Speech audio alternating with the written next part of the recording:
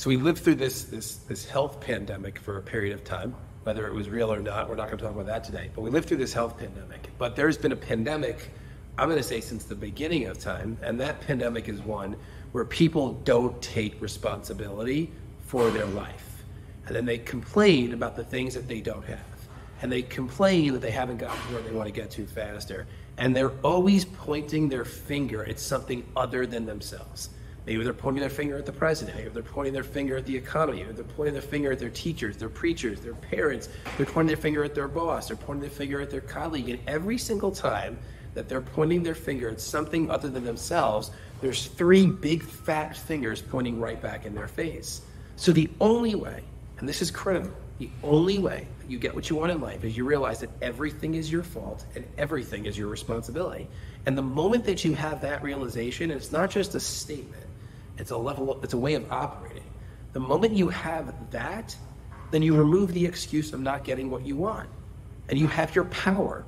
There was a point in time in my relationship with Lindsay, because I'm super intense, as is she, and we were navigating being young, falling in love quickly, getting engaged really quickly, and trying to figure out if this was the right chapter. Like, was this the right relationship for us? My parents went through a really vicious divorce. I wanted to know that she was the one, as did she with me. And we were having a conversation with this kind of like coach. And the coach was talking about how Lindsay's very emotional and how she needs to start to control her emotions if she's going to be able to be in a relationship with me because I'm so high intensity. And in the entire dialogue, what she was doing is giving me the permission to blame Lindsay for not having the relationship with me that I wanted. And I remember sitting in the chair and realizing I just gave all my power away. Like, if I want the most luscious, exciting love life with this wonderful woman, then I need to take responsibility to ensure that I have it.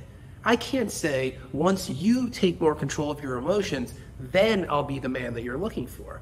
That's bullshit. That is a cop-out. So I literally that night said to her, I have a solution. And she said, what? I said, I'm going to take 100% responsibility to ensure that you feel loved.